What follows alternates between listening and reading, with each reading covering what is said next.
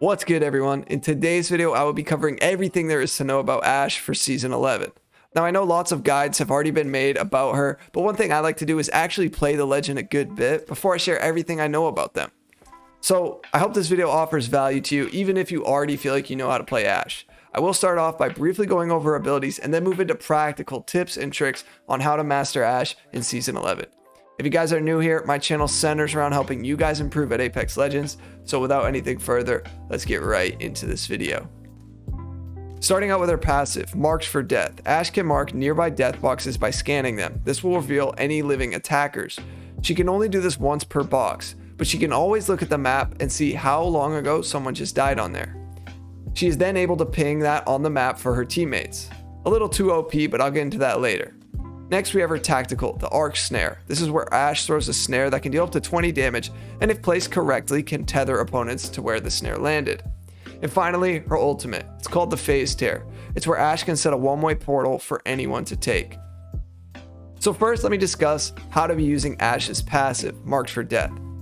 As of the time of making this video, Ashe's passive is really strong because it gives out so much free information for her and her teammates.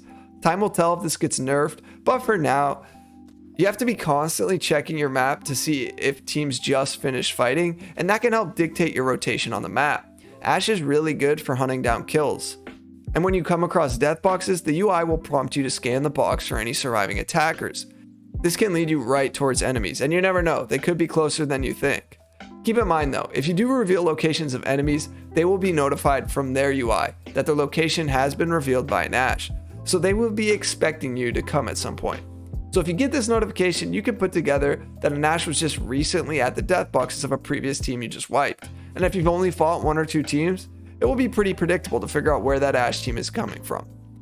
Now personally, I don't think Ashe should get any info from looking at her map to find out where the boxes are, because I think that's just way too broad of a scope.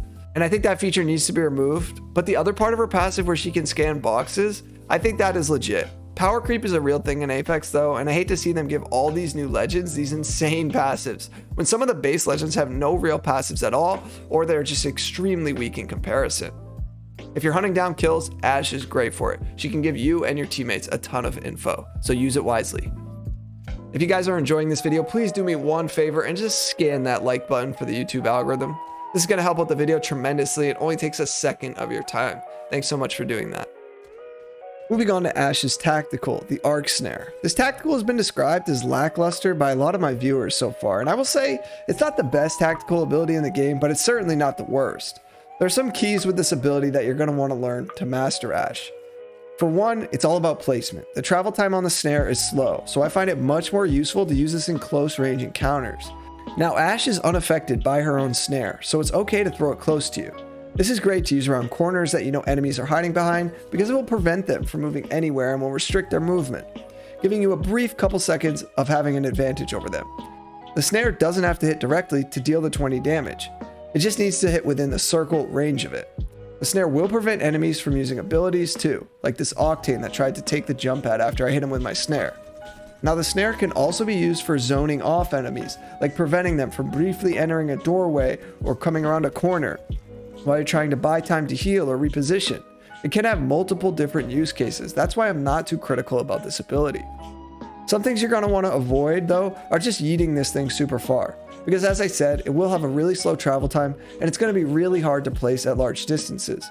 Most of the times you'll probably just end up overshooting it, leaving it useless.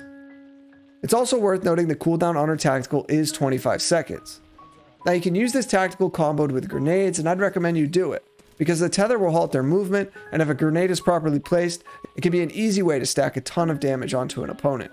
Don't sleep on this tactical, guys. It really can have a lot of different use cases, and the key is going to be able to attack quick and play off the initial snare damage and tether. On to Ashe's ultimate, the Phase Breach. Now this is honestly the best part about Ashe's kit in my opinion. This is what makes Ashe so fun. The one-way portal is quick and can have many different use cases. You can use it to flank enemies, take high ground on them, quickly exit a hectic situation, and much more. The cooldown on this ultimate is only 2 minutes, which is honestly perfect. It's not too long at all in my opinion. And one thing you should know about this is that the portal will only last for 15 seconds. So for this reason, you're going to want your teammates to be close to you when you set it, so that there's no downtime and there's no way they can miss out on this one-way trip that you're going on. Now you want to try to be strategic while using your ultimate, because it is a one-way portal, and the last thing you want to do is set it into a crazy situation that you and your team can't handle or aren't ready for. It's important to pick the right spot with placing the portal.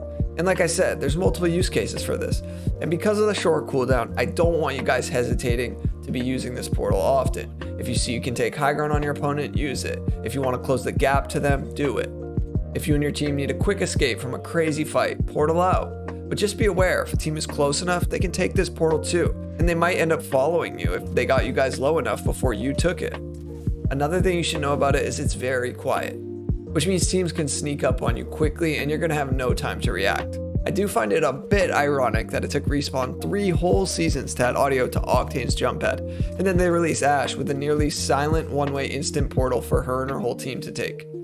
You can also combine this ultimate with many other Legends ultimates in the game.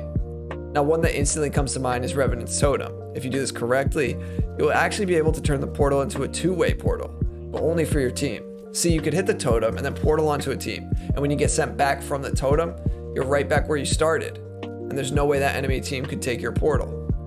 You could combine it with a caustic ultimate, or let's say you phase out, and then you throw your ultimate at the base of it because you know a team is chasing. You could also do this with grenades, and they're going to have no option to be stuck in that.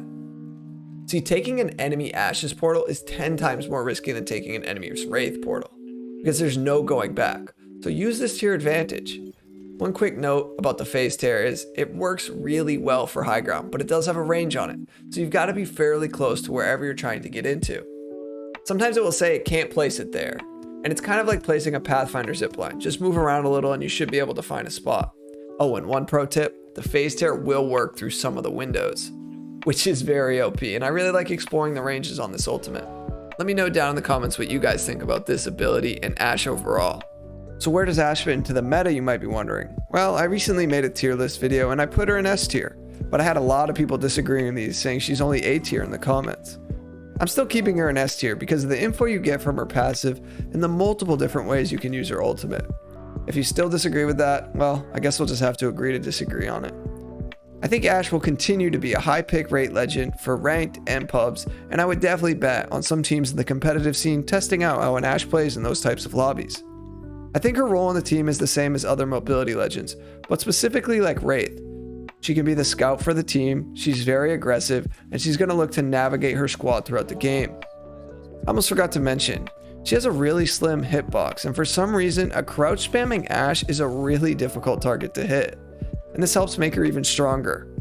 If you guys are still watching, thank you so much for doing so. I hope you'll consider subscribing so you don't miss out on more Apex related content. Don't forget to join my Discord, the link is in the description below. That's going to be it for me on this one though. I'll catch you on my next video. Peace.